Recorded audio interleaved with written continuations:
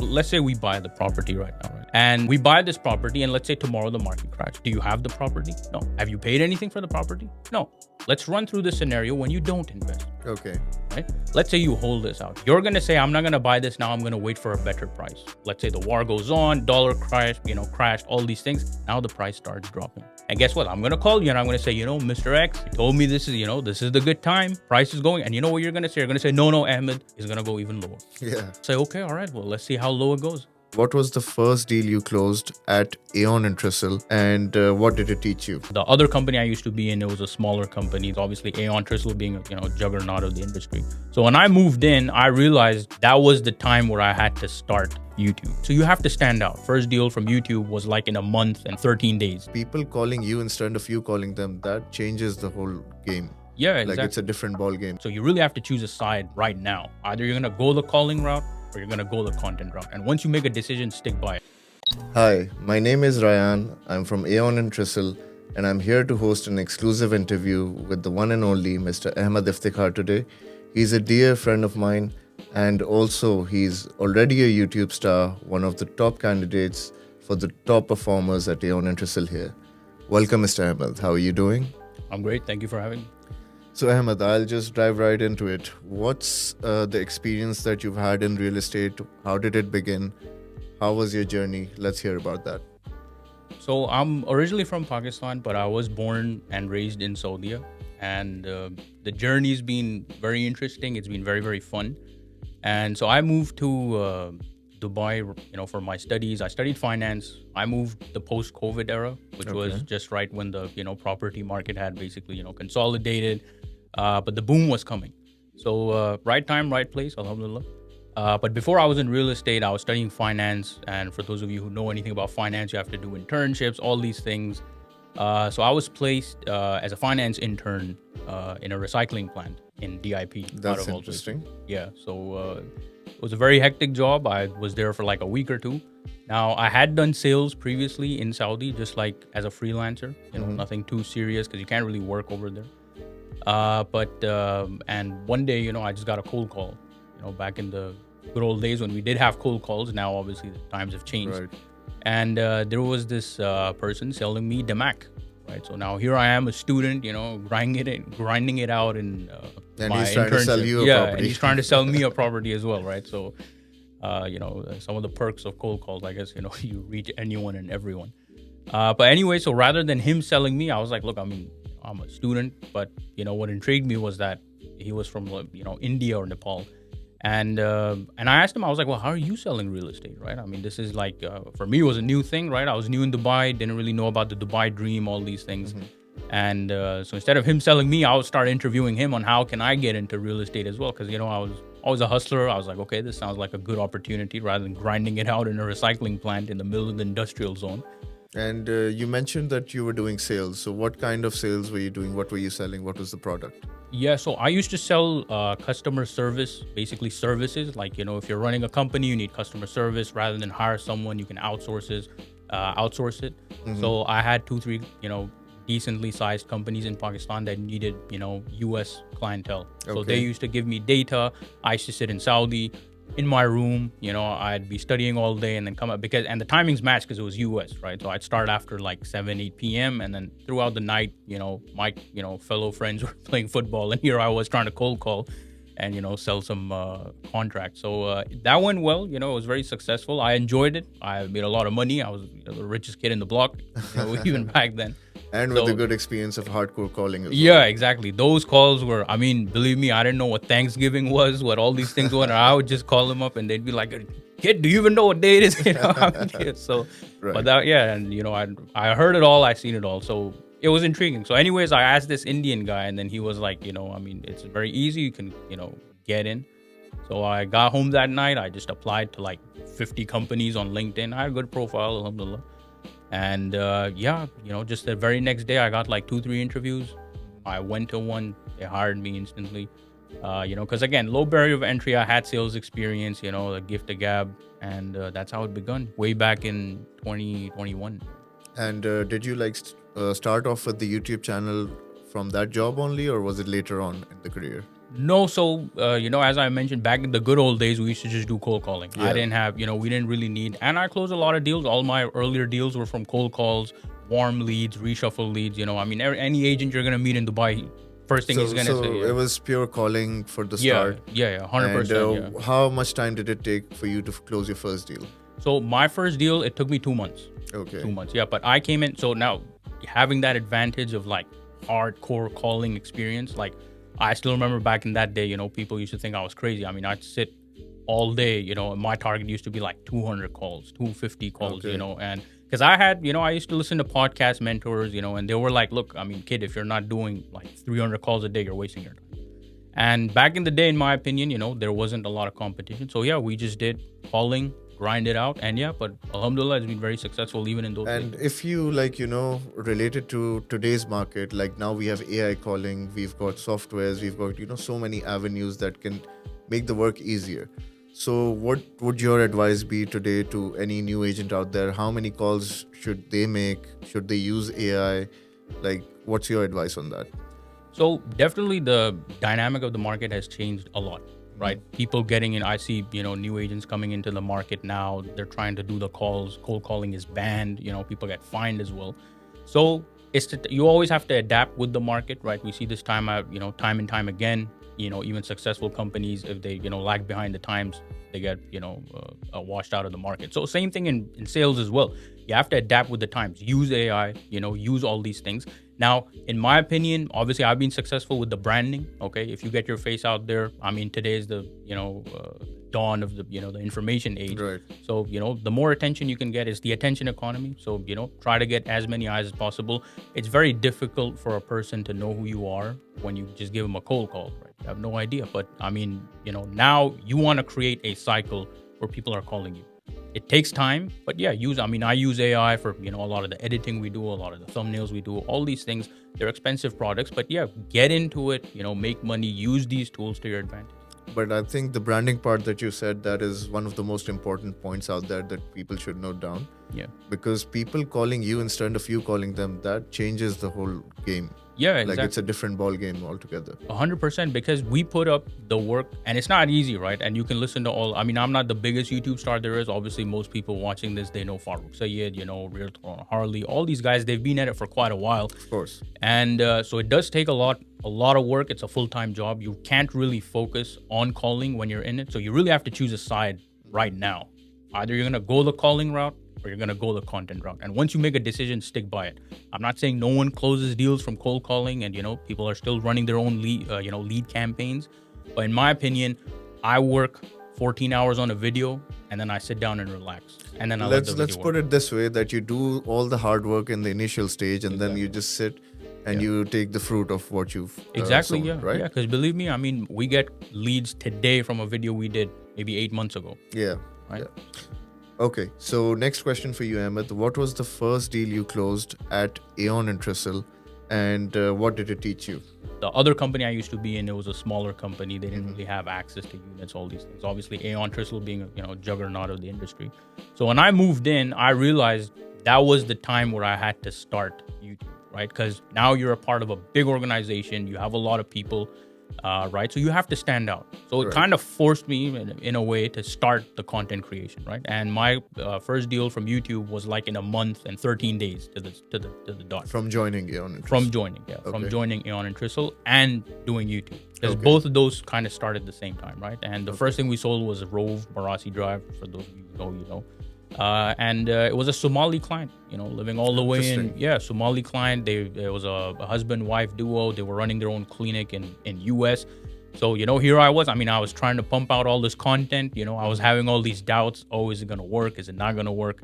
And, here was a couple all the way, from Somalia living in US. They reached out to me, and it was, one of the smoothest deals I'd ever done. So, like this client you mentioned from Somalia, I believe all of your clients contacting you from YouTube, they've been following you for a while, and then they get the hang of your videos, and then they interact with you on that level. They ask you the questions, and they already have that trust and confidence built in you because you're out there in the media. You're already a branded figure out there. Correct. So I believe that really helps you a lot, right? Yeah, 100%. A lot of the times, I mean, I feel guilty sometimes when a client reaches out and they're talking to me like they know me for like 6 months, and I'm like, I apologize. Can I know your good name first? And they're like, oh yeah, I was, I'm sorry, but it's because they've been, watching the videos. It's like they know me already. So, do you have any like funny interactions with any of your fans that have, just recognized you walking off the street or something? Yeah, actually not with a client yet. Okay, so I've had, because majority of my clientele are international, but yeah, brokers come to me all the time. I've had a lot of fan moments. It's very fun. And, a lot of people, they reach out and they say, your video helped me close a deal. I actually met a person a couple of days ago, and he reached out to me while I was just coming into the office. Kind of got ambushed. I got scared there for a minute, and he was like, you're Ahmed, right? And I was like, yeah. And he was like, I ran a real estate in Pakistan, and I actually shifted to Dubai because of your videos, because my business was struggling. Yeah, and and I saw your videos, and I always wanted to make that content, so I just moved. I made contents, and you know what? It's been 6 months. I've closed 8 deals in Arabian ranches. And how do you feel like if people watch your videos, get inspired and benefit from that? Oh, it's 100%. It's the best feeling in the world, because you need to have an abundant mindset, right? A lot of people, guys, I mean, we're closing 2 billion dirhams a day in off-plan sales. So believe me, there's more than enough money to go around for everyone. I believe the pie is big for everyone. It's big for everyone. Yeah. So I really, enjoy those moments. So let's move on to the client side of things. So now I want you to advise the clients. Like, obviously, it's a different market. It's a different situation totally in Dubai right now. There's been a study out there, the Fitch ratings or Fitch report that was out there. It was in the papers. People saw it. People, got a bit on the back foot. And now they're speculating. Now there's a war going on as well. So I just want you to advise the investors, the clients looking to buy properties now in this market, what to look out for, what are the green flags, what are the red flags, and how would you tell them to, have a safe investment journey in Dubai now? So look, I mean, we have to understand, first and foremost, the fundamentals, right? In my opinion, always the fundamentals are very, very important, if you invest in anywhere, right? That's why I'm not a big crypto fan, because a lot of the, fundamentals are kind of shaky, right? Now, do people make money? Yeah, sure. So, in my opinion, Dubai is really one of those cities, very few cities in the world that has their fundamentals very solid, right? And we keep saying Dubai, we don't realize that it's just a city, right? UAE as a whole is a country, right? And if you look at us as a country, right, we're very neutral, okay? We don't have any debt. Okay, our government is very, fiscally responsible. They don't spend a lot of money, and they're rated number 1 or in the, top 5 for the best, governments in the world, for the best bureaucracies in the world, for the best legislation in the world. Yeah. We're pro-business, right? We like money, right? We're a free market capitalistic society. Now, sad to say, the American dream is, kind of fizzling out. Okay, Europe has a lot of problems. If you get to a certain level of success in those kind of countries, the government comes after you, right? The IRS is there, HMRC is there. Being in finance, believe me, I know those laws. They are very, very tough, right? So these guys understand that, look, for us to move in this new dawn of, geopolitics, we have to be business first. Now, to make sure we're business first, we have to ensure that we always have, rules and regulations that make sure that, the economy stays fine. Right? Now, what does that mean? That means we don't spend a lot of money. We don't have a lot of debt. We make sure that we have great ties, political ties with everyone. So that's your fundamentals. In my opinion, no other country, plays the cards like UAE does, right? So that's your fundamentals out of the way, right? Now, point number 2, is there going to be a correction? Look, 100% there's going to be a correction. It's a cyclical process, right? Unfortunately, I mean, that's how it works. Right? We got booms, we got busts. But is it going to happen because there's something wrong with the Dubai market? No, not at all. Because why? The fundamentals are strong. Yeah. Right? And we have to understand, a lot of the people who are coming into Dubai, they're coming from outside. They're bringing money from outside. Now, all of a sudden, if we have a dollar crisis, right, or this war goes on too long, or US keeps financing these things, they can't afford it. Eurozone can't afford it. China's demographics are, unfortunately pretty terrible because of the one-child policy. All these factors, they come in, right? Yeah. And you have to understand, all these things will affect real estate, right? In my opinion, obviously short term, is there going to be losses? Of course, there's going to be a correction. But in the long term, I'd, be nowhere else other than Dubai. But do you think the investors should wait out this period where there is uncertainty, or is it still a good time to, put your money in the market? Okay, so that's a great question. And every single deal I've probably done in the past 2 years, people ask me the same thing. It's like, but should we wait? right? So the best way I try to answer that is I was like, okay, let's run through the scenario, right? Let's say we buy the property right now, and obviously we specialize in off plan. Secondary is a different game. Let's focus on off plan. And we buy this property, and let's say tomorrow the market crashes, right? Do you have the property? No. Have you paid anything for the property? No. Right? Most developers now, they link it to the payment plan, all these things. So, and going back to the fundamentals, it's going to rise 3-4 years down the line. So in my opinion, get in now. Because if you don't, let's run through the scenario when you don't invest. Okay. Right? Let's say you hold this out. You know what's going to happen? Let me tell you what's going to happen. You're going to say, I'm not going to buy this now. I'm going to wait for a better price. Okay? Then guess what? Let's say the war goes on, dollar crash, all these things. Now the price starts dropping and it's dropping. And guess what? I'm going to call you and I'm going to say, Mr. X, you told me this is the good time. Price is going. And you know what you're going to say? You're going to say, no, Ahmed, it's going to go even lower. Yeah. It's Right? it's like the stock or the crypto market where it's going down and you're like more concerned. And you're going to say, no, it's going to go lower. I'll say, okay, all right, well, let's see how low it goes. And then we're going to wait and we're going to wait. And guess what? You're going to miss that cycle. Yeah, so I totally agree with you. The Dubai market is the quickest to bounce back. We've seen that a couple of times now. And especially, like after COVID, even after 2008, it was the quickest to, recover. Yeah, and one important point we have to understand is 2008, 2020 crisis. That's the best part about having a fragmented government, right? It's not a, complete federal control. These guys have learned more than any other country, in my opinion, from the problems in 2008. They actually sat down and they say, why did this happen? And how can we ensure that this doesn't happen again? And that's why we have the 4% DLD. Right? Interesting. So that's how they control the supply and demand. So, Ahmed, Dubai's real estate market, now we've talked about the current situation. I want your, opinions on how would it be in the next 5 to 10 years? Like long term, where do you see Dubai? Look, it's definitely a lot of people, they keep saying it's overpriced. It's, it's a bubble. Look, we've seen time and time again, just like I mentioned, the fundamentals are very strong. I think they understand that it's not a bubble. These are private sector companies building private sector projects, right? Government doesn't finance anything. They don't stimulate anything. It's all free market. There's going to definitely be a correction. It's going to come roaring back. Okay. So long term, it's very sustainable. Okay.